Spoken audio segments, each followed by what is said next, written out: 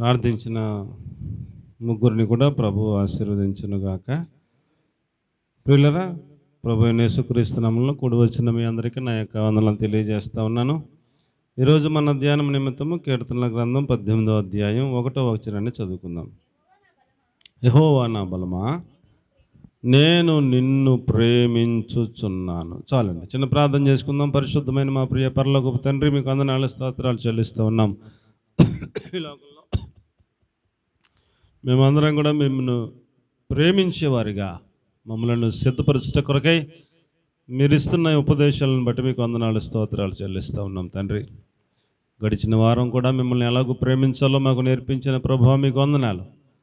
పరిశుద్ధాత్మదేవ, మరి ఒక వారం మిమ్మల్ని ప్రేమించుటకు మేము ఎలాగ సిద్ధపడాలో మీరు సిద్ధపరిచి మా కొరకై ఇచ్చిన వర్తమానాన్ని బట్టి మీకు వందనాలు చెల్లిస్తూ ఉన్నాం తండ్రి. అల్పుడను నిష్ప్రయోజకమైన నన్ను మీ సిలువ చాటును మరుగుపరిచి మీ ఉన్నతమైన ఉపదేశం, మహిమగలిగిన ఉపదేశం నాతో మాతో మీరే మాట్లాడమని, వెనుబద్దు పుట్టించువనుగా, సమ్మతి గల మనసు పుట్టించువనుగా, గ్రహింపచేయు ఆత్మగా ఒప్పింపచేయువనుగా, పరిశుద్ధాత్మదేవ మీ శైలిలో మీ స్థాయిలో మీ కార్యాలన్నీ చేయమని, సకల ఆటంకాలు అడ్లు నిద్రమతో అవధేత అల్లరి యేసునామంలో కొట్టివేస్తూ మీ సన్నిధిని మా మధ్యన అనుగ్రహించి మా అందరికీ ఆశీర్వాదకరంగాను మీ నామమునకే మహిమ కలిగినట్లుగా మీరే మాకు బాధకుడిగా ఉండి బోధించమని మీకే మహిమ చెల్లిస్తూ మీ సహాయం కొరకే ప్రాధేయపడుతూ యేసుక్రీస్తు ప్రభుల వారి పరిశుద్ధమైన పుణ్యనామంలో ప్రార్థించి స్తుతించి అడిగి వేడుకొని పొంది ఉన్నాం తండ్రి, ఆమేన్. ప్రియులరా, మనం చదువుకున్న వాక్య భాగంలో ప్రభువా నేను నిన్ను ప్రేమించుచున్నాను అన్నాడు భక్తుడు. ఇప్పుడు మనం అందరం కూడా ఎవరిని ప్రేమించాలండి? దేవునిని ప్రేమించాలి అని ఒక సారాంశాన్ని, సత్యాన్ని మనకే ఆ భక్తుడు మనకు తెలియజేస్తూ ఉన్నాడు. ఈ లోకంలో మనం చాలామంది ఉద్యోగాన్ని ప్రేమించే వాళ్ళు ఉన్నారు, వ్యాపారాన్ని ప్రేమించే వాళ్ళు ఉన్నారు, అందమును సౌందర్యాన్ని ప్రేమించే వాళ్ళు ఉన్నారు, ధనమును ప్రేమించే వాళ్ళు ఉన్నారు, పేరును ఘనతను ప్రేమించే వాళ్ళు ఉన్నారు. అయితే భక్తులు మనకు నేర్పించే పాఠం ఏమిటంటే, దేవుని ప్రేమించే వారిగా మనం తయారవ్వాలని దేవుడు కోరుకుంటూ ఉన్నాడు. దేవునికి స్తోత్రం కలిగను గాక. మనము ఆయనను ప్రేమించే వాళ్ళంగా మనం అందరం కూడా సిద్ధపడాలి.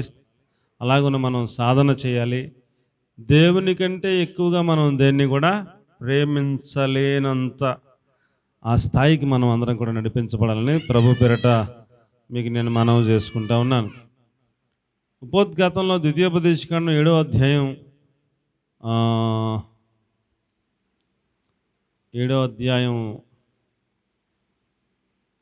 8వ వచనమా అనుకుంటా, 1000 తరముల వరకు కృప చూపే దేవుడు అని ఉంది అక్కడ.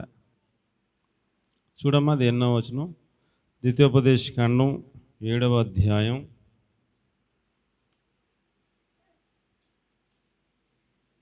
9వ వచనం. కాబట్టి నీ దేవుడైన యెహోవా తానే దేవుడనియు, నన్ను ప్రేమించి తన ఆజ్ఞలను అనుసరించి నడుచుకుని వారికి తన నిబంధనను స్థిరపరచువాడనియు, 1000 తరముల వరకు కృప చూపువాడనియు, నమ్మదగిన దేవుడని. చాలమ్మా చాలు. ఆయన్ని ఎవరైతే ప్రేమిస్తున్నారో, అమ్మా, దేవుని ఎవరైతే ప్రేమిస్తున్నారో ఆ ప్రేమించే ఒక్క వ్యక్తిని బట్టి ఎన్ని తరాల వరకు కృప చూపిస్తాడంటండి? నేను గనక దేవుణ్ణి ప్రేమించేవాడిని అయితే, మనలో ప్రతి ఒక్కళ్ళం మనం దేవుని ప్రేమించే వాళ్ళం అయితే చాలంట, 1000 తరాల వరకు కృప చూపిస్తూనే ఉంటాడంట. దేవునికి మహిమ కలుగును గాక. మన తర్వాత మన పిల్లలు 1 తరం, మనకు మనవలు పుడితే 2 తరాలు, మన మనవలకు పిల్లలు పుడితే 3 తరాలు, అలాగే ఎన్ని తరాలు అంటండి? 1000 తరాల వరకు కృప చూపిస్తాను అంటున్నాడు. ప్రియులరా, మనం చనిపోతాం, కానీ మన పిల్లల పిల్లల పిల్లల పిల్లల పిల్లల పిల్లలు 1000 తరాల వరకు ఆయన్ని ప్రేమించిన ఒక్క వ్యక్తిని బట్టి అతని కుటుంబంలో 1000 తరాల వరకు కృప చూపిస్తూనే ఉంటాడంట. దావీదు ఒక్కడు ఆయనను బాగా ప్రేమించాడు. దావీదు ఎంతగా ప్రేమించాడంటే, ఒక్క రోజులో 7 సార్లు స్తుతించటం, 3 సార్లు ప్రార్థన చేయడం, ఆయన ఆజ్ఞలన్నిటినీ ప్రకారం జీవించటం, ఆయన ఆజ్ఞలను గైకొనటం, ఆయన కట్టడల విధులను అనుసరించి నడవటం, రాత్రి జాములందు ఆయన వాక్యాన్ని దివారాత్రులు ధ్యానించేవాడిగా ఉండటం, ఆరాధికుడిగా ఉండటం, పాటలు రాయటం, పాటలు పాడటం, సితారా వాయించేవాడిగా, ఆయనకు ఒక ఆరాధికుడిగా 24 గంటలు దేవుణ్ణి ప్రేమించే ఒక ప్రేమికుడిగా అతడిని మనం బైబిల్ గ్రంథంలో చూడొచ్చు. ఆ ఒక్క క్వాలిటీని బట్టి దావీదుకి 1000 తరాల వరకు దేవుడు కృప చూపిస్తూనే ఉన్నాడు. నీ పిల్లల పిల్లల పిల్లలు ఒకడు రాజుగా ఉండక మానడు అనే ఒక వాగ్దానాన్ని ఇచ్చేశాడు దేవుడు ఆయనకి. 1000 తరాలు కాదు, కొన్ని కోట్ల తరాల వరకు కూడా ఆయనకి ఆశీర్వాదం స్థిరపరిచేశాడు దేవుడు. యేసు ప్రభుల వారే దావీదు కుమారుని అనిపించుకున్నాడు. ఇక యేసు ప్రభు ఆయన సింహాసనం మీద కూర్చుంటే ఇక తిరిగే ఉంది, ఆయన సింహాసనం మీద ఇంకా ఖాళీ ఉండదు. తరతరాలు ఆయన సింహాసనం మీద ఒకరు ఉంటారు అన్న వాగ్దానం ఆయన కుమారుడుగా యేసు ప్రభువే వచ్చేసారు. ఆయన సింహాసనం మీద కూర్చునే రేపొద్దున 1000 ఏండ్ల పరిపాలన చేస్తాడు ఆయన. కాబట్టి ప్రియులరా, ఆయనను ప్రేమించే వారిగా మనం ఉంటే చాలు, మన బిడ్డలకు ఆయన కృప చూపిస్తాడని దేవుని వాక్యం మనకు తెలియచేస్తూ ఉంది. కాబట్టి ప్రియులరా, మనం ఆయన్ని ప్రేమించే వాళ్ళంగా ఉండాలని దేవుని వాక్యం మనకు బోధిస్తూ ఉంది. సామెతల గ్రంథం 8వ అధ్యాయం 17వ వచనం కనుక మనం చూస్తే, నన్ను ప్రేమించే వారిని నేను ప్రేమించుచున్నాను అన్నాడు. ఆయన్ని ప్రేమించేవారిని ఏం చేస్తాడంటండి? ఆయన ప్రేమిస్తాడట. ఆ తర్వాత 18వ వచనం కూడా చూస్తే, ఐశ్వర్యము, ఘనత, స్థిరమైన కలిమి, నీతి నా యొద్ద ఉన్నవి. నన్ను ప్రేమించే వారిని నేను ప్రేమిస్తున్నాను, నన్ను జాగ్రత్తగా వెతుకువారు నన్ను కనుగొందురు. ఐశ్వర్యము, ఘనత, స్థిరమైన కలిమి, నీతి నా యొద్ద ఉన్నాయి అన్నాడు. ప్రియులారా, మనలో ప్రతి ఒక్కళ్ళం కనుక దేవుని ప్రేమించే వాళ్ళం అయితే చాలు, మనం ఆయనను తప్ప ఇంకా వేరే ఎవరిని ప్రేమించలేనంత ఆ సాధన మనం చేయగలిగితే చాలు. ఆయన దగ్గర ఏమున్నాయంట? ఘనత ఉందంటండి. ఏముందంటండి? ఘనత. ఆయన ఘనపరుస్తాడు మనల్ని. ఆయన దగ్గర స్థిరమైన కలిమి ఉందంటండి. ఈ లోకంలో మనం పెద్ద పెద్ద రైతులను చూస్తుంటాం, పెద్ద వాళ్ళని చూస్తుంటాం. ఒక ఆయన చెప్తూ ఉంటాడు నాకు, ఆయన చిన్నప్పటి నుంచి కమతం చేశాడంట, ఇంచుమించిన వయసు ఉంటుంది. ఆయన చెప్తూ ఉంటాడు, 100 ఎకరాల రైతులను చూశానండి నేను, ఇప్పుడు ఏమీ లేకుండా అయిపోయాలో ఇంతమందిని చూశానండి. ఏమీ లేని వాళ్ళు బాగుపడిపోయిన వాళ్ళు చూశాను, 100 ఎకరాలు ఉన్న వాళ్ళు ఏమీ లేని వాళ్ళుగా మారిపోయిన వాళ్ళు కూడా నేను చూశానండి. పేర్లు చెప్పమని చెప్తాను అంటున్నాడు. కొవ్వూరులో చరిత్ర. 100 ఎకరాలు ఉన్న ఆయన ఎలాగ పాడైపోయాడయ్యా అంటే, ఏముందండి, అలవాట్లు. పేకాట ఆడతాకి వెళ్తాడు, 1 ఎకరం పెడతాడు, పేకాటలో పోద్ది. 100 ఎకరాలు ఎంతసేపు ఉంటాయండి? పోతాయి. ఒక్కో రైతుకేమో పేకాట, ఒక్కొక్క ఆయనకేమో ఇంకోటి ఏదో అలవాటు, ఇంకొక ఆయనకి ఏదో ఇంకో అలవాటు, ఇంకొక ఆయనకి ఏదో ఇంకో అలవాటు ఉంటాయిగా ఏదో అలవాట్లు. వాటికి మొత్తం ఇవన్నీ అయిపోతాయంటండి. అలాగా పెద్ద పెద్ద వ్యక్తులు ఏమీ లేని వాళ్ళుగా మారిపోయిన వాళ్ళు బోలంత మందిని చెప్తున్నాడు. ఏమీ లేని వాళ్ళు పెద్దోళ్ళు అయిపోయిన వాళ్ళు కూడా చెప్తున్నాడు. కాబట్టి ఈ లోకంలో స్థిరమైన కలిమి లేదు. స్థిరమైన కలిమి లేదు. మనమే చూస్తూ ఉంటాం, మన చిన్నప్పటి నుంచి 30-40 ఏళ్ళలో ఏమీ లేకుండా వచ్చిన వాళ్ళు, గొప్ప వాళ్ళు అయిపోయిన వాళ్ళు చూస్తుంటాం. వాళ్ళంత స్థిరపడి వచ్చిన వాళ్ళు ఏమీ లేకుండా మారిపోయిన వాళ్ళు కూడా చూస్తుంటాం మనం. కాబట్టి ఒక కలిమి అనేది స్థిరంగా ఒకళ్ళ దగ్గర ఉండదు. ఎగుడు దిగుళ్ళు, ఎత్తుపల్లాలు అనేవి జీవితంలో సహజం అన్నట్టుగా ఈ యొక్క ప్రయాణంలో ఇవన్నీ కూడా సహజం, మామూలుగా జరుగుతూ ఉంటాయి అన్నట్టుగా మనం సాధారణంగా చూస్తూ ఉంటాం. కానీ దేవునిని ప్రేమించే వ్యక్తి కట్టండి స్థిరమైన కలిమి ఇస్తాడట. దేవునికి స్తోత్రం కలిగినగా. స్థిరమైన కలిమి ఇస్తాడట, నీతి ఇస్తాడట. నా దగ్గర ఏముందంటే, నా దగ్గర నీతి ఉన్నది, ఆ నీతి ఇస్తాను. నా దగ్గర స్థిరమైన కలిమి ఉన్నది, ఆ స్థిరమైన కలిమి ఇస్తాను. నా దగ్గర ఘనత ఉన్నది అన్నాడు, ఘనతనిస్తాను అన్నాడు. ప్రియులారా, మనలను మనుషులు ఘనపరిస్తే అది చాలా తక్కువ, చిన్నదే. మనుషులు ఘనపరచాలని మనం కోరుకుంటాం. కానీ దేవునిని ప్రేమించడం మనం నేర్చుకుంటే కనుక మనుషులు ఘనపరుస్తారు. మనుషులు అప్పటికప్పుడే గొప్పోడు అంటారు, అప్పటికప్పుడే ఆడంత ఎదవలేడు అంటారు. అంటారా అండి? అప్పటికప్పుడే ఎదురుగుండా ఇవి చాలా మంచిదండి ఇవిడి అంటారు. మనం అలాగే వెళ్ళాక ఆవిడ అని వెంటనే పెద్ద గొయ్యి తీసేస్తారు. మనుషులు ఘనపరచడం పెద్ద విషయం కాదు. దేవుడు గణపరిస్తే అది చాలా విలువైనదిగా ఉంటుందని నేను మీకు మనవి చేసుకుంటా ఉన్నాను. కాబట్టి ప్రియులరా, మనం ఈ మనుషులు మనల్ని గణపరచాలని కోరుకోకూడదు, మనం మనుషులను నమ్ముకోకూడదు, కానీ దేవునిని ప్రేమించడం నేర్చుకుంటే, ఒక్కటి నేర్చుకుంటే చాలు, ఆయన్ని ప్రేమించడం నేర్చుకుంటే చాలు, ఆయనను ప్రేమించే వారిని ఆయన ఘనపరుస్తాను అన్నాడు. అబ్రహాము దేవుని మాట విని బయలుదేరేటప్పటికి రూపాయి లేదు అబ్రహాం దగ్గర. ఉందా? ఆ బొమ్మలను అమ్ముకునే పరిస్థితిలో అవన్నీ ఉన్న కొండమండ అమ్మేసుకుని ఏదో ₹4 ప్రయాణానికి సరిపడా ₹4 జేబులు పెట్టుకుని బయలుదేరాడు. ఏం లేదు. అలాంటి అబ్రహాముని ఏమండి కనాను దేశానికి వారసుడిగా, అలాంటి అబ్రహాముకి కలిమి కలిగిన వాడుగా, స్థిరమైన కలిమి కలిగిన వాడుగా, కోట్ల కోట్ల కోట్ల కోట్ల రూపాయలకు అధిపతిగా, చూసినంత భూమి నీదే అన్నాడు, నడిచినంత లెక్క భూమి నీదే అన్నాడు, కొన్ని వందల వేల లక్షల ఎకరాలకి భూస్వామిగా అబ్రహామును మార్చిపాడేశాడు. అంతే. చాలండి, అంత అక్కర్లేదు. అబ్రహామును అంతగా ఆశీర్వదించేశాడు దేవుడు. ఎలియాజరు అంటాడు, నా యజమానుడైన అబ్రహామును నా దేవుడైన యెహోవా బహుగా ఆశీర్వదించాడు. ఆయనకి ఎంత ఆశీర్వాదం ఉందో నేను చెప్పలేను. ఎంత బంగారం ఉందో, ఎంత వెండి ఉందో, ఎంత ఆశీర్వాదం ఉందో, ఎంత ఘనపరిచాడో దేవుడు, నేను లెక్కలు కట్టలేను. బహుగా దేవుడు ఆయనను ఆశీర్వదించాడు, అతడు ఐశ్వర్యవంతుడయ్యాడని చెప్తాడు. ఆయన దగ్గర పనిచేసే పెద్ద పాలేరు దగ్గర ఉండే బహుమానాలు చూసే లాభాను ఆశ్చర్యపోయాడు. బయట నిలవనేలా యెహోవా చేత ఆశీర్వదించబడిన వాడు లోపలికి రమ్ము అంటూ గడగడగడలాడిపోయాడు ఒక పాలేరుకి. మరి అదే యజమాని వెళ్తే ఎలా ఉంటుంది పరిస్థితి అండి? ఒక పూటకి 318 మంది సైనికులు, ఆ పనివారు ఈ పనివారు, గొర్రెలు కాపర్లు, అందరూ రోజు ఒక పూటకు 400 మంది భోజనం చేస్తున్నారు ఆయన ఇంటికాడ, అబ్రహాం ఇంటికాడ. అంటే ఎంత కోటీశ్వరుడు అయితే పెడతాడండి పూటకు 400 మందికి అండి? మన ఇంట్లో 10 మంది ఉంటే పెట్టగలమా అండి? 10 మంది పట్టుమని 10 మంది చుట్టాలు వస్తే ఒక రోజు 2 రోజులు చేసి 3వ రోజుని ఎవడు చేస్తాడు సాకరీ అంటాం మనం. శారమ్మ గారు మహానుభావురాలు 400 మందికి పూటకి వండి పెట్టేస్తుండేదండి బాబు. చాలా గొప్ప తల్లి ఆవిడ. అబ్రాహాము గారిని దేవుడు అంతగా ఆశీర్వదించడానికి గల కారణం దేవుణ్ణి ప్రేమించడమే. అర్థమైన వాళ్ళకి అర్థమైనంత దేవునికి స్తోత్రం కలుగును గాక. ఘనపరుస్తాడు దేవుడు. అబ్రాహాము దగ్గరికి వచ్చి ఆ చుట్టుపక్కల ఉన్న రాజులు అందరూ అంటారు అబ్రాహాముని, నీవు మా మధ్యన మహారాజులాగా ఉన్నావు అన్నారు. రాజులు వచ్చి అబ్రాహాముని ఏమన్నారండి? నీవు మా మధ్యన, మేము రాజులు, నీవు మహారాజులాగా మా మధ్యలో ఉన్నావు అన్నారు. అంటే రాజుల కన్నా ఇంకా ఎక్కువ అనమాట అండి. మహారాజులాగా ఉన్నావు నువ్వు, నీ రేంజ్ మాకు అర్థమవుతుంది, నువ్వేం తక్కువడేం కాదన్నారు. అంత గణపరిచారు అబ్రహాముని.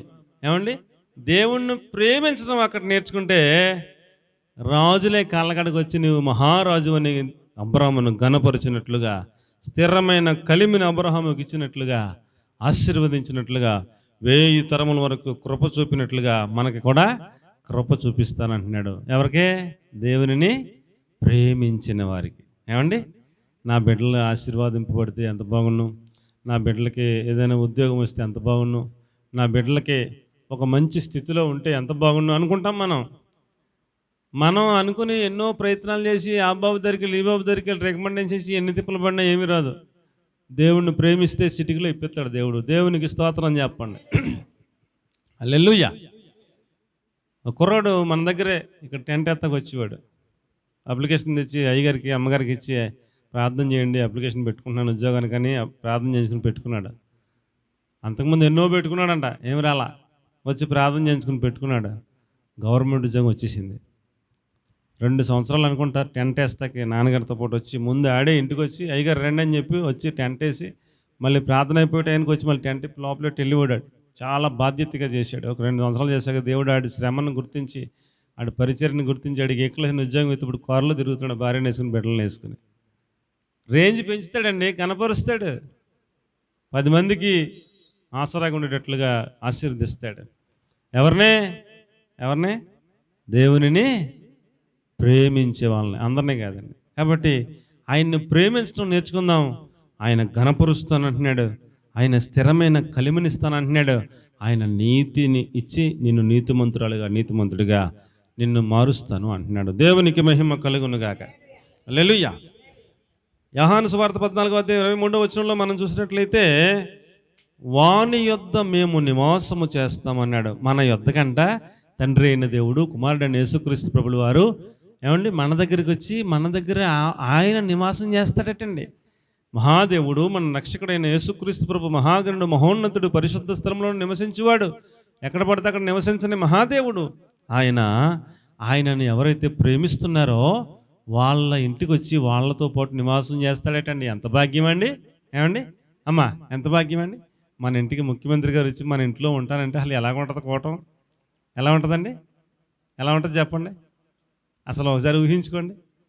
మన ఇంట్లోకి ముఖ్యమంత్రి గారు వచ్చి మన ఇంట్లోనే ఉన్నారనుకోండి, ముఖ్యమంత్రి గారి దగ్గరికి వచ్చి అధికారులు, పోలీసు అధికారులు కావచ్చు, ఇంకా అన్ని శాఖల అధికారులు, మంత్రులందరూ కూడా ఎక్కడికి వస్తారో మన ఇంటికి వచ్చేస్తారా? మన ఇంటికి వచ్చి దారి పోకపోతే దారి అప్పటికప్పుడు రాత్రి రోడ్డు ఎత్తరేరా. మొత్తం అన్నీ మారిపోతాయి. మన ఇల్లు స్వరూపం మారిపోద్ది, మన పద్ధతి మారిపోద్ది, సిస్టమ్ మారిపోద్ది, ఇంట్లో వంట మారిపోద్ది, అన్నీ మారిపోవా? ఒక ముఖ్యమంత్రి గారు వస్తేనే పరిస్థితులన్నీ మారిపోతాయి, చుట్టుపక్కల అంతా మారిపోద్ది, అంతా సెక్యూరిటీ అడబడి కార్లు లైన్ కట్టేస్తాయి ఇక్కడ నుంచి చివరి దాకా కదా, మొత్తం మారిపోద్ది మొత్తం ఇదంతా. అలాంటిది దేవుడైన తండ్రి అయిన దేవుడు, కుమారుడైన దేవుడు ఇద్దరు కూడా వచ్చి ఆయనని ఎవరైతే ప్రేమిస్తున్నారో వారి ఇంట్లో నివాసమే చేస్తాము అంటున్నాడు. చూడండి ఆ మాట ఎంత బాగుంటుందో. యోహాను సువార్త, ఒకడు నన్ను ప్రేమించిన ఎడల వాడు నా మాట గైకొనును, అప్పుడు నా తండ్రి వానిని ప్రేమించును, మేము వాని యొద్ద వచ్చి వాని యొద్ద నివాసము చేసేదము. ఎంత భాగ్యం అండి ప్రియులారా! మన ఇంటికి ఒక మంత్రి గారు వచ్చి నివాసం చేస్తేనే మన పరిస్థితులు మారిపోతాయి. ఏమండి, మనం ఏమీ లేనోళ్ళమైనా మంత్రి గారు మన ఇంట్లో ఉన్నందుకైనా ఆయన కోసమైనా మన మెనూ మారిపోద్ది, మన వంటగది మారిపోద్ది, మన ఇల్లు మారిపోతాయి, సోఫా సెట్లు మారిపోతాయి, మంచాలు మారిపోతాయి, ఏమంటే రోడ్లు మారిపోతాయి, అన్నీ మారిపోతాయి కదా. అలాంటిది దేవాతి దేవుడు, సకల చరాచర జగత్తును సృష్టించి పాలించి పోషిస్తున్న మహాదేవుడు, ఆయన్ని ప్రేమిస్తున్నామన్న ఒక్క కారణం చేత ఆయన మన ఇంట్లోకి వచ్చి మనతో ఆయన నివాసం చేస్తే ఏమండి మనకి ఘనత పెరిగిపోద్ది. దేవునికి స్తోత్రం కలిగిన గాక. స్థిరమైన కలిమి పెరిగిపోద్ది. దేవునికి స్తోత్రం కలిగిన గాక. నీతిమంతులంగా మనం స్థిరపరచబడతాం. దేవునికి స్తోత్రం కలిగిన గాక.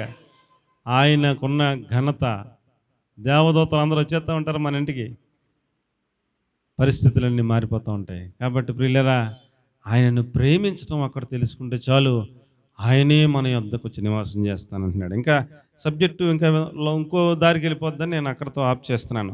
ఆయనను ప్రేమించేవారు ఎలాగ ఉంటారంట? కీర్తన 112 1, 2, 3 వచనాల్లో చూస్తే ఆయనను స్తుతించేవారుగా ఉంటారంట. ఏమంటే ఆయన్ని ప్రేమించేవారు ఎలాగ ఉంటారో ఆయనను స్తుతించేవారుగా ఉంటారు. మనం ఆయనను స్తుతిస్తూ ఉండాలి 24 గంటలు. అప్పుడు మనం ఆయన్ని ప్రేమిస్తున్నాము అని అర్థం. కష్టములో, నష్టంలో, ఇరుకులో, ఇబ్బందులో, శోధనలో, వేదనలో ఆయనకు స్తుతి చెల్లించేటువంటి సాధన మనం కలిగి ఉండాలి. అప్పుడు మనం ఆయనను ప్రేమిస్తున్నాము అని అర్థం. అంతేనే కదా అండి? అంతేనే కదా? చూడండి ఆ మాట ఎంత బాగుంటుందో. కీర్తన 112 1, 2, 3. యెహోవాను స్తుతించండి, యెహోవా యందు భయభక్తులు గల వారు, ఆయన ఆజ్ఞలను బట్టి ఆనందించేవారు ధన్యుడు, వాని సంతతి వారు భూమి మీద బలవంతులవుతారు. యథార్థవంతుల వంశం వారు దీవింపబడతారు. కలిమియు సంపదయు వాని ఇంట ఉండును. అబ్బా, ఏమి ఆశీర్వాదాలండి! మొదట ఆయన్ని ప్రేమించడం నేర్చుకోండి నాన్న. ఈ ఆశీర్వాదాలన్నీ ఆటోమేటిక్గా వెనకాల వచ్చేస్తాయని చెప్తున్నాడు. మనం వీటిని పట్టుకుని మాకు ఇది కావాలి అది కావాలి, మనం వీటిని పట్టుకుని వాటి కోసం ప్రయాసపడుతున్నాం. కానీ అసలైన ప్రభువును ప్రేమిస్తే చాలు ఇవన్నీ కూడబడతాయని మనకు అర్థం అవుతలేదు. కాబట్టి ప్రియులారా, మనం నేర్చుకోవలసిన పాఠం ఏమిటంటే దేవునిని మనము ప్రేమించటం నేర్చుకుంటే చాలు, ఆయనను స్తుతిస్తూ ఉంటే చాలు, ఆయన భయభక్తులు కలిగి ఉండటం నేర్చుకుంటే చాలు, ఆయన ఆజ్ఞలను బట్టి ఆనందించే వారిగా మనం ఉంటే చాలు, అప్పుడు కలిమి సంపద వాణ్ణి ఇంట ఉండును అన్నాడు. దేవునికి మహిమ కలుగును గాక. 2 దశలోనికీ పత్రిక 2వ అధ్యాయం 16వ వచనంలో నిత్యమైన ఆదరణ, శుభ నిరీక్షణ మనకిస్తాడట. ఆయన్ని ప్రేమించే వాళ్ళకి ఏమిస్తాడంటండి? నిత్యము ఆదరణ వాళ్ళకు ఉంటుందటండి, శుభ నిరీక్షణ వాళ్ళకు ఉంటుందటండి. మా ప్రభు ఈ క్షణంలో మేము చచ్చిపోతే ఆయన దగ్గరికి వెళ్ళిపోతామనే ఒక శుభ నిరీక్షణ వాళ్ళకి ఇస్తాడంట, ఆయన్ని ప్రేమించే బిడ్డలకి. అలాగే నిత్యమైన ఆదరణ ఇస్తాడటండి. ఏమిస్తాడటండి? వారు ఒకవేళ కష్టంలో ఉన్నా, వారు ఒకవేళ ఇబ్బందులు ఉన్నా, కొరింథీ పత్రికలో అంటాడు పౌలు గారు, మేము మరణం దగ్గరగా అంచుల్లోకి వెళ్ళిపోయాం, కానీ మా దేవుడు మమ్మల్ని ఆదరించి మమ్మలను ఎప్పటికప్పుడే తప్పిస్తూ రక్షిస్తూ నడిపిస్తూ ఉన్నాడు. ఇలాగున మా ప్రభు మమ్మల్ని అలాగ రక్షిస్తూ నడిపిస్తూ ఆదరిస్తూ ఉండటం చేత ఎట్టి శ్రమల్లో ఉన్నవారిని నేను ఆదరించుటకు మమ్మును దేవుడు శక్తిమంతులను చేశాడు అన్నాడు. దేవునికి స్తోత్రం కలిగినగాక. మనం దేవుణ్ణి ప్రేమించే వాళ్ళం అయితే మన కష్టాల్లో ఆయన మనల్ని ఆదరిస్తాడు. అప్పుడు మనం ఎలా తయారవుతామంటే కష్టాల్లో ఉన్న అనేకులను మనం ఆదరించి అంత గొప్పలుగా మనల్ని దేవుడు తయారు చేస్తాడు. దేవునికి స్తోత్రం కలిగినగాక. ఆయన్ని ప్రేమించడం నేర్చుకున్నాన మిమ్మల్ని నిత్యముగా ఆదరించే దేవుడుగా ఆయన మీకు రుజువు చేసుకుంటాడు. అలాగే శుభ నిరీక్షణ మీకు ఇస్తాడు. ఆ నిరీక్షణ ఉండబట్టే కష్టంలో కూడా ఇప్పుడు చచ్చిపోతే ఆయన దగ్గరికి వెళ్ళిపోతా ఉండని ధైర్యంగా మాట్లాడతారు. ఆ నిరీక్షణ ఉండబట్టే, ఆ ఆదరణ ఉండబట్టే చాలా ధైర్యంగా మాట్లాడతారు. ఆ ఆదరణ లేకపోతే, ఆ నిరీక్షణ లేకపోతే బేల సూపులు ఏమండి నోటి మాట ఉండదు మనకి. నిరీక్షణ ఆ యొక్క ఆదరణ ఉండబట్టే అంత కష్టం వచ్చిన మాట మారదు. నా దేవుడు సజీవుడు, నేను ఆయన నా కళ్ళతో చూస్తానంటాడు యోబు గారు. ఎప్పుడు అన్నాడు ఆ మాట? ఎప్పుడు అన్నాడు? నా విమోచకుడు సజీవుడు, ఆయనను నా కనులారా చూస్తానని ఎప్పుడు అన్నాడండి? పిల్లలు 10 మంది చచ్చిపోయాక, ఆస్తి మొత్తం పోయాక, ఆరోగ్యం మొత్తం పోయాక, ఒళ్ళంతా కురుపులైపోయి రసలు గారిపోతున్నప్పుడు ఇంట్లోంచి బయటకు వచ్చి బూడిదలో కూర్చున్నాక అప్పుడు వచ్చి సైతానిగాడు ఏంటి ఎలా ఉంది మన అటాక్ అని అంటే అంటాడు, నా విమోచకుడు సజీవుడనియో, నేను నా కనులతో ఆయనను చూచిదనని నేను ఎరుగుదును అంటే ఆడికి బుర్ర పాడైపోయింది. ఇదేంటిరా ఇన్ని బాధలు పెట్టినా నా విమోచకుడు సజీవుడు అంటావు, నేను ఆయన చూస్తానంటావు, ఇప్పుడు చచ్చిపోతే ఇప్పుడు నా దేవుడు నేను చూస్తాను అంటున్నాడా? ఆ మాట ఎలాగొచ్చిందంటే శుభ నిరీక్షణ, నిత్యమైన ఆదరణ ఆయనకి ఉంది కాబట్టి ఆ మాట మాట్లాడాడు. సైతాన్ని గడు తలకాయ గోడ కొట్టుకుని చచ్చిపోవాలనిపించింది అనమాట. అలాంటి మాటలు చెప్పాడు. అప్పుడు దేవుడి దగ్గరికి వెళ్తే, నేను అతని నోట్లో నుంచి ఏదో రకంగా నిన్ను తిట్టిచేద్దామని ప్రయత్నం చేశాను, నా ప్రయత్నాలు ఎన్ని చేసినా అతడు తిట్టకపోగా నా విమోచకుడు సజీవుడు, నేను ఆయన నా కనులారా ఈ క్షణంలో చచ్చిపోతే ఆయన చూస్తాను అంటున్నాడు. ఇక ఎంతకన్నా ఏం బాధ పెడతాం, అన్నీ పెట్టేశాను, అయినా నిన్ను వదలను అంటున్నాడు అతను అని అంటే, అప్పుడు దేవుడు అంటాడు, అతడు నా కుమారుడు, అతడు యథార్థవంతుడు అని ముందే చెప్పానుగా, నువ్వే అన్నీ ఉన్నాయి కాబట్టి స్తోత్రం చెప్తున్నాడు, అన్ని తీసేస్తే స్తోత్రం చెప్పడానికి అన్నావని నీకు అనుమతి ఇచ్చాను చూసావా అని దేవుడు గెలిచాడు, సైతాను ఓడిపోయాడు. యోబు అలాగున్న దేవుడిని గెలిపించాడు. ఇలాగున్న మనం కూడా గెలిపించటానికి ఆ నిత్యమైన ఆదరణ, ఆ శుభ నిరీక్షణ మనకి పనికొచ్చేలా చేస్తాడు దేవుడు. ఆయన్ని ప్రేమించడం ఒక్కటి నేర్చుకుంటే చాలు, ఎటువంటి పరిస్థితులు వచ్చినా మనం ఆయన ప్రేమలో నుంచి బయటికి రాలేము. కొత్త నిబంధనలు అంటాడు, కరువైనను, ఖడ్గమైనను, వస్త్రహీనత అయినను, ఉపద్రవములైనను, అది ఏదైనా క్రీస్తు ప్రేమ నుండి నన్ను ఎడబాప నేరదని రూఢిగా నమ్ముచున్నాను అంటాడు. దేవునికి స్తోత్రం కలిగినగా.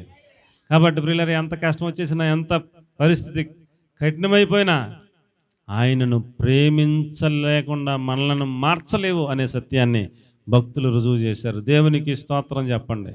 హల్లెలూయా. కాబట్టి ప్రియులారా, మనం ఈ లోకంలో దేవుని ప్రేమించడం నేర్చుకునే భక్తులుగా మనందరం కూడా మారిపోవాలని పరిశుద్ధాత్మ దేవుడు మనకి ఉపదేశాలన్నీ చెప్తున్నాడు. ఈ లోకంలో యవనస్తులైనా పెద్దవారమైనా ఎవరమైనా ఏమండి లోకంలో ఉన్న వాటిని ప్రేమించకూడదు, కానీ దేవునిని మనం ప్రేమించే వాళ్ళంగా మనం మారిపోవాలని దేవుని వాక్యం మనకు తెలియజేస్తూ ఉంది. అలాగే యోహాను సువార్త 21వ అధ్యాయం 7వ వచనంలో ఆయన ప్రభువు సుమి అనే పేతురుతో యోహాను చెప్తున్నాడు, ఏ వ్యక్తి అయితే దేవుణ్ణి ప్రేమిస్తారో వారు దేవుణ్ణి గుర్తుపడతారు. మీకు అర్థమవుతుందంటారా?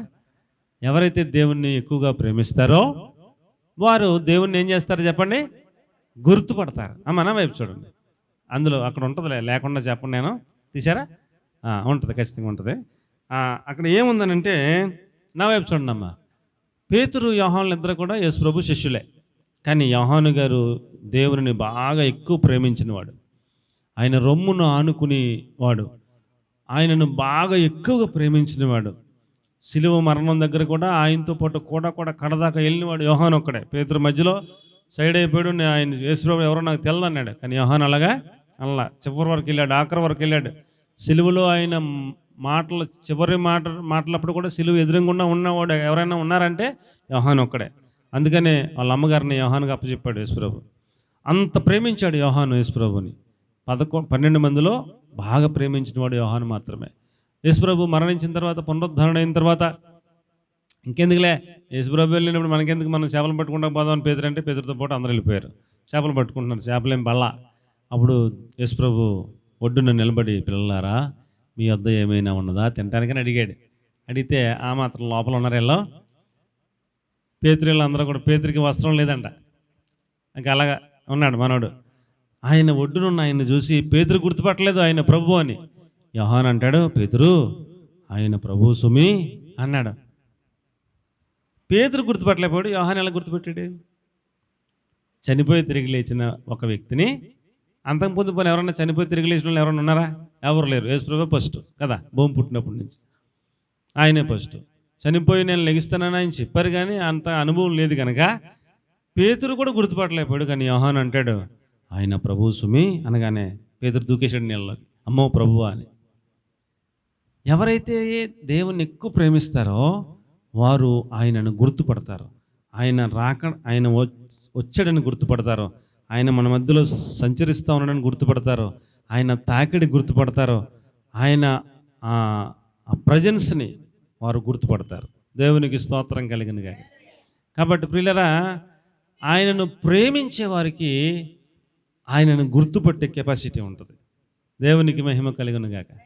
ఆయనను ఎక్కువగా ప్రేమించకపోతే ఆయన గుర్తుపట్టలేం మనం. కాబట్టి ఆయనను గుర్తుపట్టే అలాంటి కృప ఆయన్ని ప్రేమించిన వాళ్ళకి ఇవ్వబడుతుందని నేను మీకు మనవి చేసుకుంటా ఉన్నాను. యోహాను సువార్త 19:26 కూడా మనం చూస్తే యేసుప్రభు తన తల్లిని యోహానుకి అప్పగించాడు. ఎవరికి అప్పగించాడండి? యోహానుకి అప్పగించాడు. రేపటి నుంచి ఆమె నీ తల్లి అన్నారు. ఆమెను చూసి, నేను చనిపోతున్నాను, ఇక్కడి నుంచి నీ కుమారుడు నా స్థానంలో, ఆయనే యోహాను నీ కుమారుడు, నీ బాధ్యతలన్నీ చూసుకుంటాడని తల్లికేమో ఆయన అప్పచెప్పాడు, ఆయనకేమో తల్లిని అప్పచెప్పాడు. అప్పటి నుంచి యోహాను ఆమెను బాధ్యతలన్నీ చూసుకున్నాడు అన్నట్టుగా అక్కడ మనకి రాయబడతా ఉంటుంది. కాబట్టి ప్రియులరా, ఎవరికి దేవుడు బాధ్యతలు ఇస్తాడంటే ఆయనను ప్రేమించిన వాళ్ళకి బాధ్యతలు ఇస్తాడు. దేవునికి స్తోత్రం చెప్పండి, హల్లెలూయా. కాబట్టి ప్రియులరా, ఆయనను ప్రేమించేవారుగా మనం ఉంటే మనకు బాధ్యతలు ఇవ్వబడతాయి. ఏదో అలాగ కాసేపు కూర్చొని వెళ్ళిపోతున్నామని అంటే వాళ్ళకి బాధ్యతలు ఎవరు ఇస్తారా? ఎవరు? కాబట్టి మనం దేవుణ్ణి ప్రేమించిన విధానాన్ని బట్టి మనకి మందిరంలో, పరిచర్యలో బాధ్యతలు దేవుడిస్తాడు. దేవునికి స్తోత్రం చెప్పండి. మన చర్చకు వచ్చే ఒక ఆయన ఉన్నాడు. ఆయన కాలేజీలో పనిచేస్తుంటాడు. చాలా పెద్ద కాలేజీ, అక్కడ ఏబిఎన్ కాలేజీ అని ఉంటుంది. ఆ కాలేజీలో ఒక ఇద్దరు 25 సంవత్సరాల నుంచి నమ్మకస్తులు అని వాళ్ళకి ఇచ్చారంట. మొత్తం ఆ లోపల పనులన్నీ కూడా తాళాలన్నీ వాళ్ళ దగ్గర ఉంటాయి. వాళ్ళిద్దరి దగ్గర ఏది చేయాలన్నా వాళ్ళిద్దరే చేస్తారు అన్నట్టు. 2 రోజుల క్రితం వాళ్ళిద్దరిని ఉద్యోగాలను తీసేశారంట. ఎందుకని నమ్మకం పోగొట్టేసుకున్నారు, దొరికేశారంట. 25 సంవత్సరాల నుంచి ఇలాగ ఎన్ని లక్షలు తినేశారా మీరని ఆశ్చర్యపోయి వాళ్ళని తీసేశారంట. ఇద్దరిని తీసేసి ఇప్పుడు మన చర్చకు వచ్చి ఆయన చేతిలో పెట్టారంట తాళాలు. నీవే మొత్తం చూసుకో అని. అది మొత్తం కాలేజీ అంతటికి ఏది కావాలన్నా వీళ్ళ చేతిలో ఉంటుంది పుస్తకం. ఎక్కడికి వెళ్ళాలన్నా వెళ్తారా, పుస్తకంలో రాయించేసుకుంటారు, తెచ్చేసుకుంటారు, అన్నీ అయిపోతుంటాయి. నెలకి ఎంత అయిందంటే వాళ్ళు డబ్బులు పేమెంట్ చేసేస్తుంటారు, బిల్లు చేసేస్తుంటారు. అది నిజంగా అయిందా, లేకపోతే వీళ్ళ ఇంట్లోకి కూడా సరుకులు ఎట్టుకుపోతున్నారా, వాడేసుకుంటున్నారా, ఏమైనా రాంగ్ జరుగుతుందా, ఇవన్నీ 25 ఏళ్ళ నుంచి పట్టించుకోలే, ఎవరో చూడాల. అది వెలుగులోకి వచ్చింది 2 రోజుల క్రితం. వాళ్ళని ఉద్యోగాల నుంచి తీసేశారు. కాబట్టి ప్రియులారా, బాధ్యతలు ఎవరికి ఇస్తారు? ప్రేమించే వాళ్ళకి బాధ్యతలు ఇస్తారు. కుటుంబంలో 4 పిల్లలు ఉంటే 4 పిల్లల్లో ఎవరికి ఎక్కువ ప్రేమ ఉందో ఆడికే బాధ్యతలు ఇస్తారు. అందరికీ బాధ్యతలు ఎవరో. కాబట్టి మనం దేవుణ్ణి ప్రేమించే వాళ్ళమైతే దేవుని రాజ్య నిర్మాణంలో మనకు బాధ్యతలు ఇవ్వబడతాయి. దేవునికి స్తోత్రం కలిగిన గాక. మీకేమైనా అర్థమైందో లేదో, దేవుణ్ణి ప్రేమించే వారికి ఘనత ఇస్తాడు. దేవుణ్ణి ప్రేమించే వారికి స్థిరమైన కలిమిస్తాడు. దేవుణ్ణి ప్రేమించే వారిని నీతిమంతులుగా చేస్తాడు. దేవుణ్ణి ప్రేమించే వారి యొద్ద తండ్రి అయిన దేవుడు, కుమారుడైన దేవుడు వచ్చి నివాసం ఉంటారు. దేవుణ్ణి ప్రేమించేవారు స్తుతించేవారుగా వాళ్ళు తయారవుతారు. దేవుణ్ణి ప్రేమించేవారు భయభక్తులు కలిగిన వారుగా ఉంటారు. దేవుణ్ణి ప్రేమించే వాళ్ళు ఆయన ఆజ్ఞలను బట్టి ఆనందించే వాళ్ళుగా ఉంటారు. దేవుణ్ణి ప్రేమించే వాళ్ళు కలిమి సంపద వారి ఎంట ఉండేటట్లుగా దేవుడు కృప చూపిస్తాడు. దేవుణ్ణి ప్రేమించేవారు కష్టాల్లో కూడా ఆదరణ కలిగి ఉంటారు. కష్టాల్లో కూడా శుభ నిరీక్షణ కలిగి ఉంటారు. దేవుణ్ణి ప్రేమించేవారు ఆయన్ని గుర్తుపడతారు. దేవుణ్ణి ప్రేమించేవారు బాధ్యతలు వారికి ఇవ్వబడతాయి అండి. ఇన్ని రకాల అది ఆశీర్వాదాలు కావచ్చు, దీవెనలు కావచ్చు, అన్నీ ఆయన్ని ప్రేమించే వారికి ఇన్ని రకాలుగా ఆయన కృప చూపిస్తానని చెప్తున్నాడు అండి. మేము కూడా నిన్ను ప్రేమిస్తాం ప్రభువా అనేవాళ్ళు దేవునికి స్తోత్రం చెప్పండి. హల్లెలూయా. రెండవ మాట ప్రియులారా, మనం సమయం లేదు కనుక సామెతల గ్రంథం 8వ అధ్యాయం 21వ వచనంలో నన్ను ప్రేమించే వారిని నేను ఆస్తికర్తలుగా చేస్తానన్నాడు. ఏం చేస్తాడంట? నన్ను ప్రేమించే వారిని నేను ఆస్తికర్తలుగా చేస్తానన్నాడు. ఇహమందు పరమందు అక్కడక్కడ ఆయన్ను ప్రేమించే వారిని ఆస్తికర్తలుగా చేస్తానన్నాడు. వారు దేవుని రాజ్య విస్తరణ కొరకు పని చేయటానికి వారికి దేవుడు ఆస్తినిస్తాడట. దేవునికి స్తోత్రం కలుగునుగాక. ఏమండి, కీర్తన గ్రంథం 144వ అధ్యాయం 13వ వచనంలో మా గొర్రెలు వేల కొలదిగాను అంటాడు. గొర్రెలు ఎన్ని ఉన్నాయంటండి? వేల కొలదిగా గొర్రెలు ఇచ్చాడంట. ఆయన్ని ప్రేమించే వారిని ఆయన ఆస్తికర్తలుగా చేస్తాడు. ఆయన్ని ప్రేమించే వారిని ఎలాగ చేస్తాడు దేవుడు? ఆస్తికర్తలుగా చేస్తాడు. అనేకులకు ఇచ్చేవారుగా చేస్తాడు. అనేకులను ఆదుకునేవారుగా చేస్తాడు. అనేక వేల గొర్రెలను ఇస్తాడు, పశువులను ఇస్తాడు, ఉద్యోగాల్లో స్థిరపరుస్తాడు. వారి కుటుంబాన్ని, వారి బిడ్డలను ఉన్నతమైన స్థితిలో పెడతాడు. ఆయన్ని ప్రేమించే వారిని ఆస్తికర్తలుగా చేస్తానన్నాడు. దేవునికి మహిమ కలుగునుగాక. యెషయా గ్రంథం 45వ అధ్యాయం 3వ వచనంలో అంధకార స్థలముల్లో ఉంచబడిన నిధులను మరుగైన ధనమును నీకు ఇస్తాను అన్నాడు. ఏమండి, అంధకార స్థలాల్లో ఏమున్నాయంటండి? నిధులు ఉన్నాయటండి. రహస్య స్థలముల్లో, మరుగైన స్థలముల్లో ధనం ఉంటుందటండి. వీటిని ఆయన్ని ప్రేమించే వారికి ఆయన ఇస్తాడటండి. దేవునికి స్తోత్రం కలిగినగాక. హల్లెలూయా. కాబట్టి ప్రియులరా, మనం ఆయన్ని ప్రేమించడం మీద దృష్టి పెడితే చాలు. ఎక్కడెక్కడి నుంచి ఏమేమి ఇవ్వాలో, ఎలాగ ఇవ్వాలో, ఏం చేయాలో, మనల్ని ఏ రేంజ్కి తీసుకెళ్ళాలో అన్నీ ఆయన చూసుకుంటాడు. మనం ఒకటే నేర్చుకోవాలి, దేవునిని ప్రేమించటం ఒకటి నేర్చుకుంటే చాలు. దేవునికి మహిమ కలుగును గాక. అండ్ అబ్రహాం గురించి ఇదివరకు నేను మీకు చెప్పాను. ఏమీ లేని వాడిని దేవుడు ఎలా చేశాడు? బంగారం ఎంత ఉందో ఆయనకే తెలియదు, గొర్రెలు ఎన్ని ఉన్నాయో ఆయనకే తెలియదు, ఎంత ఆస్తిపరుడయ్యాడో ఆయనకే లెక్కలు తెలియదు.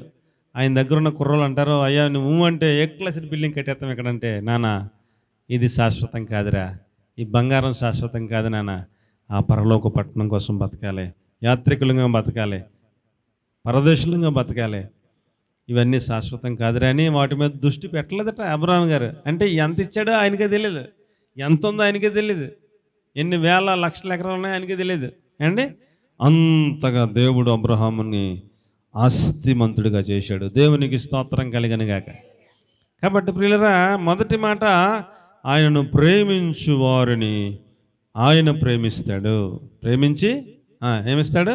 ఘనత ఇస్తాడు, స్థిరమైన కలిమిస్తాడు, నీతి ఇస్తాడు, ఆయన్ని కనుగొనేటట్లు చేస్తాడు, వారి యొద్ద నివాసం ఉంటాడు, ఆయన్ని స్తుతించేవారుగా చేస్తాడు, భయభక్తులు కలిగిన వారుగా చేస్తాడు, ఆయన ఆజ్ఞలను బట్టి ఆనందించేవారుగా చేస్తాడు. ఏమంటే కలిమి సంపద వాళ్ళు ఎంతో ఉండేటట్టు చేస్తాడు, నిత్యమైన ఆదరణ ఇస్తాడు, శుభ నిరీక్షణ ఇస్తాడు, ఆయన ప్రభుసుమని గుర్తుపట్టే అంతటి కెపాసిటీ ఇస్తాడు, ఆయన రాజ్య నిర్మాణంలో బాధ్యతలను కూడా ఇస్తాడు. రెండవ పాయింట్, ఇహమందు పరమందు ఆస్తికర్తలుగా చేస్తాడు. దేవునికి మహిమ కలుగును గాక. మూడవ మాట ప్రియులారా చూస్తే మనం పరమగీతాల గ్రంథం 1వ అధ్యాయం 4వ వచనంలో, యథార్థమైన మనసుతో వారు నిన్ను ప్రేమించుచున్నారు అన్నాడు.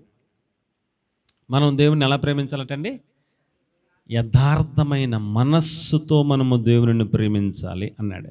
ఏమండి, మనము దేవుని ప్రేమించటంలో ఉన్న కోణం యథార్థమైన మనస్సుతో ప్రేమించాలట. ఎలా ప్రేమించాలంటండి? యథార్థమైన మనస్సుతో ప్రేమించాలి అంటాడు. యథార్థమైన మనస్సు అంటే దావీదు గురించి ఆ పదం వాడతాడు దేవుడు చాలా చోట్ల. అతని కుమారులు గురించి మాట్లాడినప్పుడు వాళ్ళ పేరు ముందు రాస్తాడు, ఇతడు తన పితరుడైన దావీదు వలె యథార్థ హృదయుడు కాకపోయిను అంటాడు. అంటే రోల్ మోడల్గా ఎవరిని పెడతాడు? దావీదుని పెడతాడు. దావీదు యథార్థవంతుడిగా బతికాడు, అతడు యథార్థమైన మనసుతో జీవించాడు, యథార్థమైన మనసుతో దేవుణ్ణి ప్రేమించాడు అంటూ రాస్తూ, దావీదులాగా ఈ రాజు లేడు, దావీదులాగా ఈ రాజు లేడు, దావీదులాగా ఆ రాజు లేడు అంటూ దావీదుని ఉదాహరిస్తూ ఉంటాడు. మనం బైబిల్ చదివితే ఎన్ని చోట్ల కనపడుతుంది అలాగా. కాబట్టి దేవుని ప్రేమించేవారు ఎలాంటి మనసుతో ప్రేమించాలంటండి? యథార్థమైన మనస్సుతో ఆయనను ప్రేమించాలి. ఆయన తప్ప ఇక వేరే ఏ నామము లేదు. ఆయనే కీర్తనీయుడు, ఆయనే పూజనీయుడని ఆయనను మాత్రమే ప్రేమించే ఒక క్వాలిటీ కలిగిన వ్యక్తులుగా మనం యథార్థమైన వాళ్ళంగా ఆయనను ప్రేమించాలంటూ చెప్తాడు. కాబట్టి ప్రియులరా, యథార్థంగా ఉండటం అంటే ఏంటి? ద్వితీయోపదేశకాండం 6వ అధ్యాయం 19వ వచనం.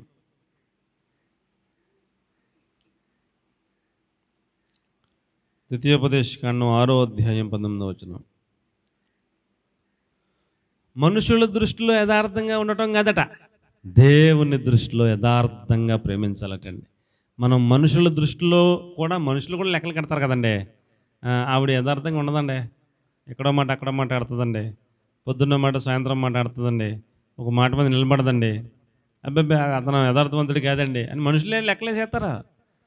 మనుషుల దృష్టిలో యథార్థవంతుడిగా ఉండాలనే చాలామంది తాపత్రయపడతారు.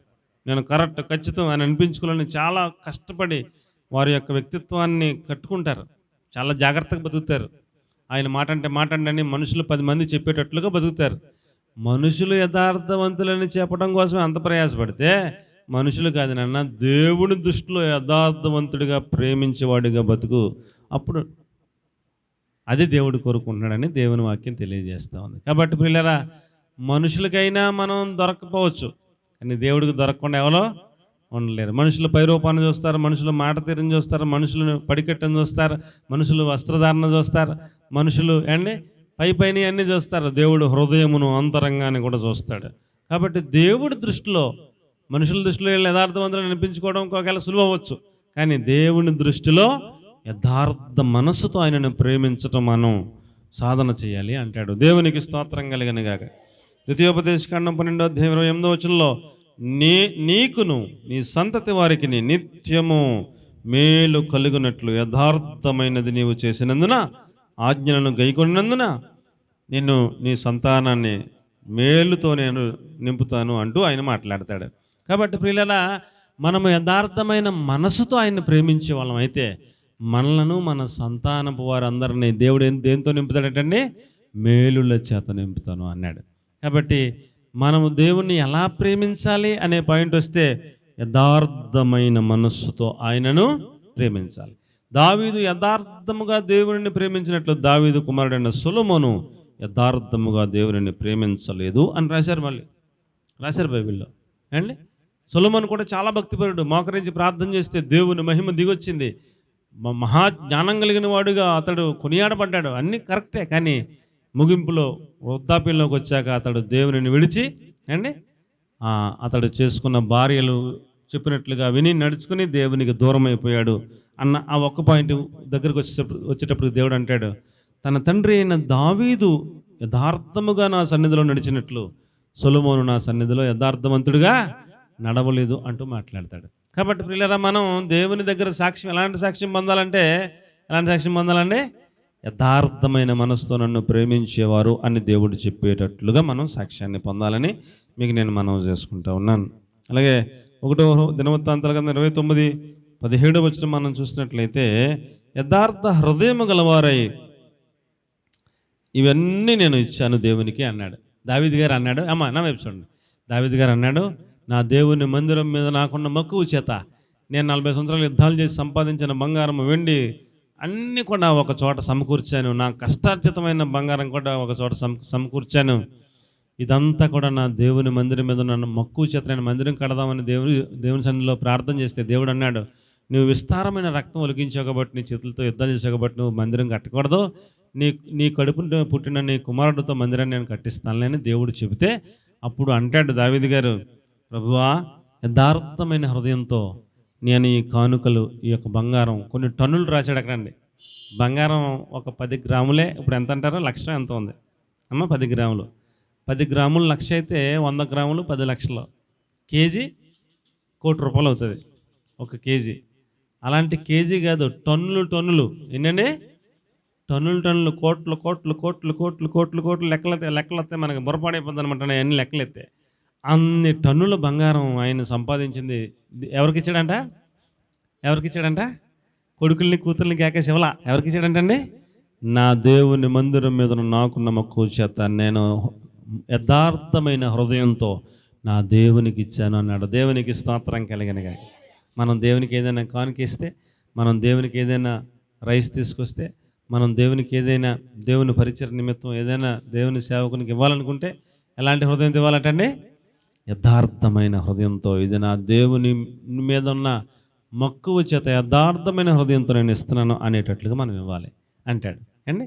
కాబట్టి యథార్థవంతులుగా మనం ఆయన్ని ప్రేమించాలి, యథార్థమైన కానుక దేవునికి ఇవ్వాలి, ఇలాగున్న యథార్థవంతులుగా మనం ముందుకి జీవించాలంటూ చెప్పాడు అండి.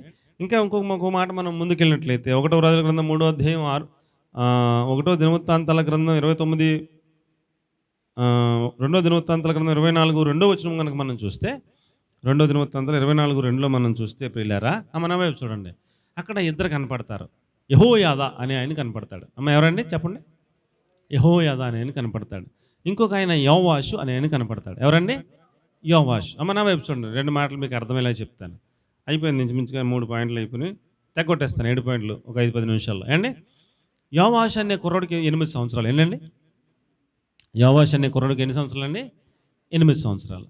ఆ కుర్రోడు రాజుగారి కొడుకు. ఆ కుర్రోడు ఈ రాజుగారి కొడుకుని ఈయనతో పాటు మిగతా కొడుకులందరినీ వాళ్ళ ఒక అతల్య అనే ఒక ఆవిడ ఉంటుంది, ఆవిడ అందరినీ చంపించేసి రాజు కొడుకునే పరిపాలన కూర్చోబెట్టాలి సింహాసనం మీద. ఆవిడ కూర్చుని రాజు కొడుకులందరినీ చంపించేసి ఆవిడ పరిపాలన చేయటం మొదలుపెట్టింది.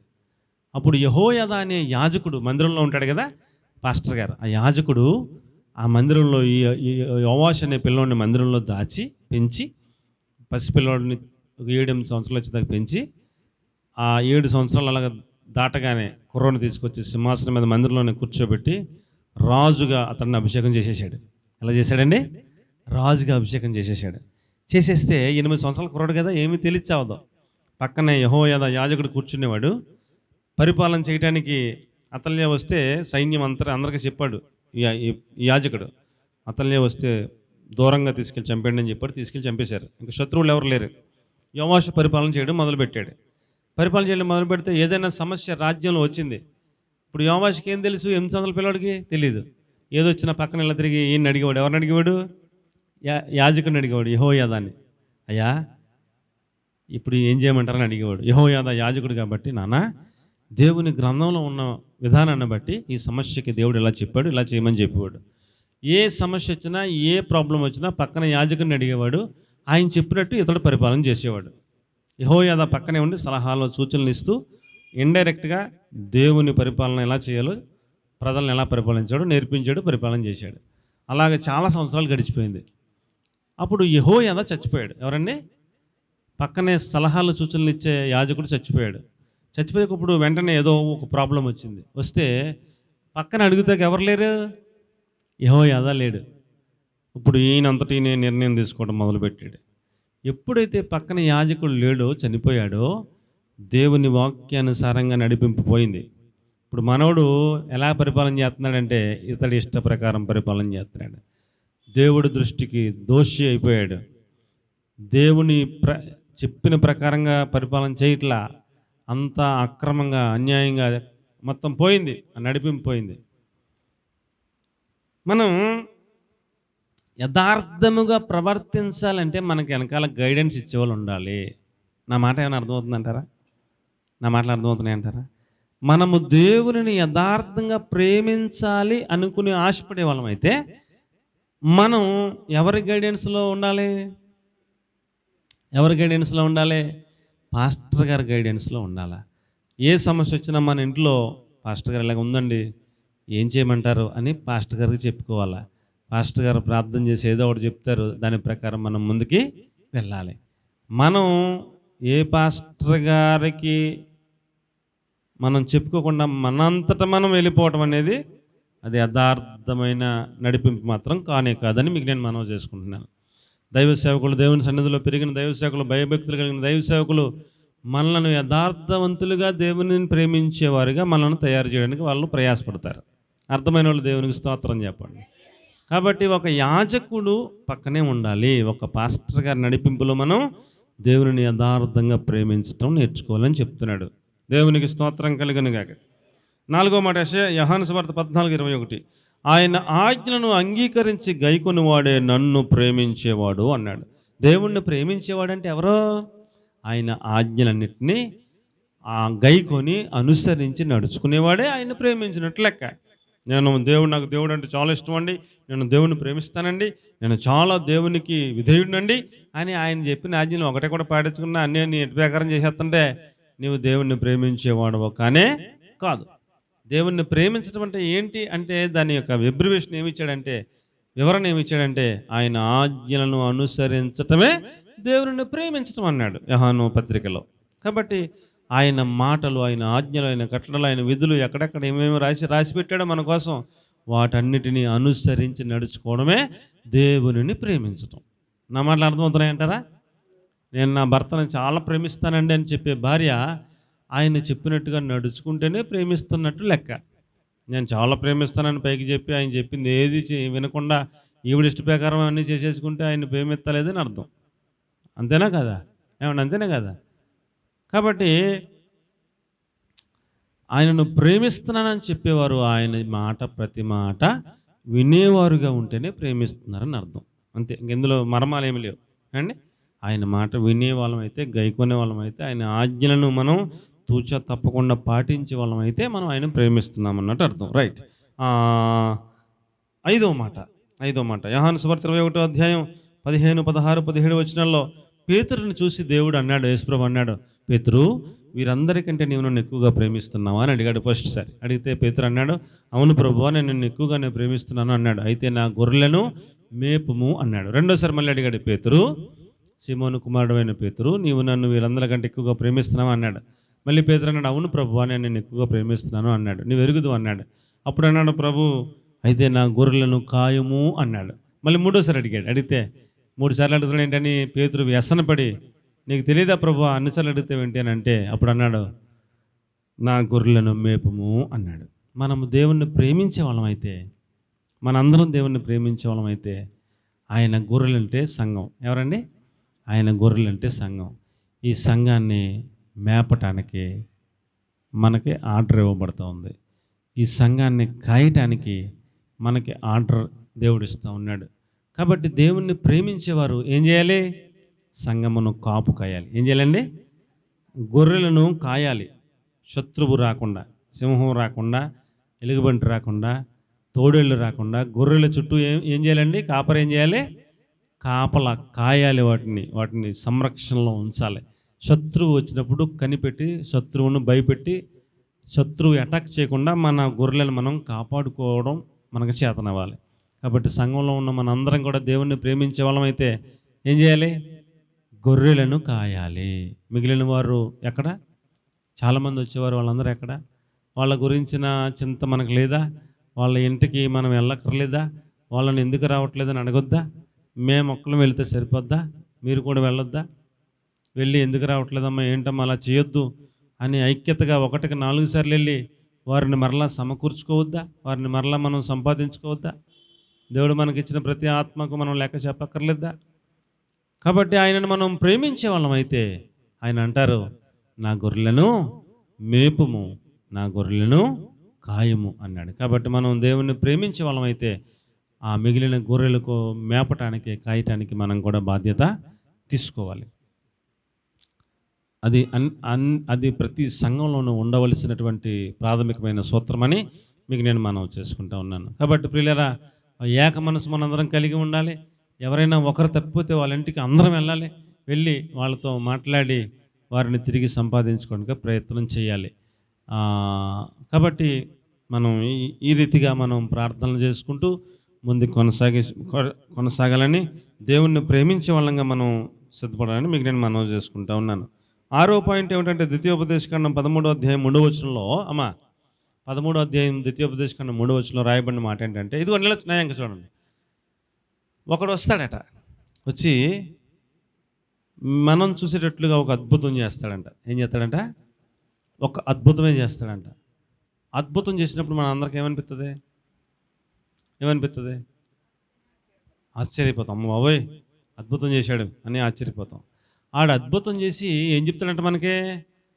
యేసుప్రభువే కాదు, ఇంకా ఎవరో ఉన్నారు, వాళ్ళ ద్వారా నేను అద్భుతం చేశాను అంటాడంట. యేసుప్రభు కాదు అని ఇంకొకటి ఏదైనా చెబితే, నీవు అద్భుతం చూసినా సరే, ఆశ్చర్యకరం చూసినా సరే, మహత్కార్యం చూసినా సరే, అది తల్లకిందులైపోయిందనే సరే, నీవేం చేయకూడదు? అతడిని మాట వినకూడదు, అతడి వెంట వెళ్ళకూడదు. అద్భుతం చూసినా సరే. అలాగా అద్భుతం చేయటానికి అవకాశం ఎందుకు వచ్చిందంటే, అడిగి అక్కడ రాసిన మాట ఏముందంటే, దేవుడు నిన్ను పరీక్షించడానికి ఆయన పంపాడు అంటున్నాడు. దేవుడు మనల్ని ఏం చేస్తాడంట? వీడికి ఒక అద్భుతం చూపెడితే అద్భుతాన్ని చూసి అటు వెళ్ళిపోతాడా వెళ్ళడా అని మనల్ని పరీక్ష పెట్టడానికి అని పంపాడంట. మళ్ళీ అది ఒక పరీక్ష అంట.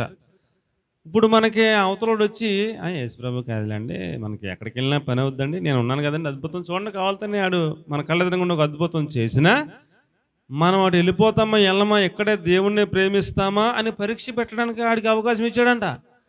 చూసారా ఎంత ఎంత ఎంత డేంజర్గా ఉందో? మనం ఆడి అద్భుతం చూసి కూడా, అరే బాబు నీకు దండం పెడతాం, నువ్వు వెళ్ళిపో, మేము చచ్చిన బతికిన మా దేవుణ్ణే ప్రేమిస్తాము, అందులో అనుమానమేమీ లేదని ఆడిని మళ్ళీ దగ్గరికి దరిదాపులు రానివ్వకుండా ఆయన పంపేయాలి. మనం ఆడే ఆశ్చర్యకరంగా అద్భుత కార్యానికి మనం ఆమోదం తెలపకూడదని ఇందు మూలంగా దేవుడు మనకు తెలియజేస్తాడు. సూచక క్రియ జరిగిన దేవుడు మిమ్మును పరీక్షించుతున్నాడని మీరు అర్థం చేసుకోండి. ఆయన తప్ప ఎవరిని ప్రేమించమని చెప్పండి, అదే దేవుడు కోరుకుంటున్నాడు అన్నాడు. కాబట్టి మనకి రాత్రికాడ ₹1,00,00,000 కలిసి వచ్చి ఛాన్స్ వచ్చినా దేవుణ్ణే ప్రేమిస్తాం, మాకు ఇది అక్కర్లేదని చెప్పే అలాంటి సాధన మనం చేయాలి అంటూ దేవుడు చెప్తున్నాడు. ఇందు నిమిత్తం తేలుతున్న ఫలితార్థం ఏమనగా, కష్టంలో అయినా దేవుణ్ణి ప్రేమించాలి. రాత్రికాడ మనల్ని ₹1,00,00,000 కలిసి వచ్చేతనైనా వద్దురా బాబు మేము దేవుణ్ణి ప్రేమిస్తామని చెప్పగలిగిన అలాంటి స్థితిని మనం సంపాదించుకోవాలి. అలాంటి సాధన భక్తి మనం చేయాలంటూ దేవుడు చెప్తున్నాడు. ఆఖరి మాట ద్వితీయోపదేశకాండం 30వ అధ్యాయం 6వ వచనంలో, ఆయన్ను ప్రేమించే వారిని ఆయన వారి హృదయములకు సున్నతి చేస్తాడు అన్నాడు. ఆయన ఎవరైతే ప్రేమిస్తున్నారో ఆయన ఎవరైతే ప్రేమిస్తున్నారో వారి హృదయములకు దేవునికి వారు లోబడినట్లుగా వారి హృదయానికి ఆయన సున్నతి చేస్తాడు అన్నాడు. ఏం చేస్తాడంట? సున్నతి చేస్తాడన్నాడు. పాత నిబంధన గ్రంథంలో సున్నతి అంటే పురుషులకు మాత్రమే చేసేది అండి. సున్నతి అంటే శరీరములో ఒక అవయవానికి కనపడేటట్లుగా సున్నతి అనేది చేస్తారు.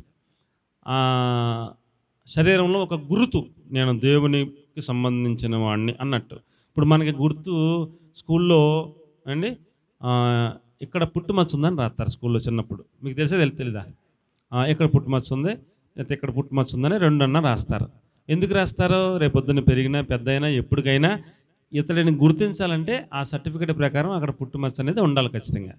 ఆ పుట్టుమచ్చ ఉంటే ఇతడే కరెక్ట్ అని గుర్తుపట్టడానికి అలాగే పుట్టుమచ్చలు రాస్తారు. అలాగే ఇక్కడ దేవుడు శరీరం మీద ఒక గుర్తు, నీవు నా కోసం ప్రత్యేకింపబడిన వాడు అని లోకంలో అందరిలా కాకుండా నీవు ప్రత్యేకంగా ఒక గుర్తు నీ శరీరం మీద ఉండాలని సున్నతి అనేది పెట్టాడు పాత నిబంధన గ్రంథంలో. ఇప్పుడు కొత్త నిబంధన గ్రంథంలో మనకి దేనికి పోల్చబడిందంటే, బాప్తిస్మం తీసుకోవటం సున్నతికి ఏమండి శరీర మాలిన్యం తీసివేయటం కాదు, కానీ బాప్తిస్మం అనగా ఈ యొక్క అందరి ఎదుట ఏమండి లోకస్తులందరి ఎదుట మనకు ఒక గుర్తింపు, వీళ్ళు ప్రత్యేకింపబడిన వారు, బాప్తిస్మం పొందారు, వీళ్ళు దేవుని బిడ్డలు అని గుర్తింపు కోసం ఏం చేయాలంట? బాప్తిస్మం తీసుకోవాలన్నాడు. పాత నిబంధన గ్రంథంలో ఏం చేయాలి? సున్నతి శరీరం మీద గుర్తు. కొత్త నిబంధన గ్రంథంలో ఏం గుర్తు? బాప్తిస్మం గుర్తు. కాబట్టి మనం ఆయన్ని ప్రేమించే బిడ్డలమైతే మనము ఆయన బిడ్డలమని లోకస్తులందరూ గుర్తించినట్లుగా మనం బాప్తిస్మం తీసుకుని ఆ గుర్తింపు ద్వారా మనం ఆయనను ప్రేమించిన వాళ్ళంగా ముందు కొనసాగాలంటూ దేవుడు తెలియజేస్తూ ఉన్నాడు. కాబట్టి ప్రియులారా, ఈ యొక్క ఉపదేశానుసారం అంతా ఏమిటనగా మనము అందరం కూడా దేవునిని ప్రేమించే వాళ్ళంగా ఉండునట్లుగా, సిద్ధపడేటట్లుగా పరిశుద్ధాత్మ దేవుడు మనందరినీ నడిపించునుగాక. ఆమె అందరం మోకరించి చిన్న ప్రార్థన చేసుకుందాం.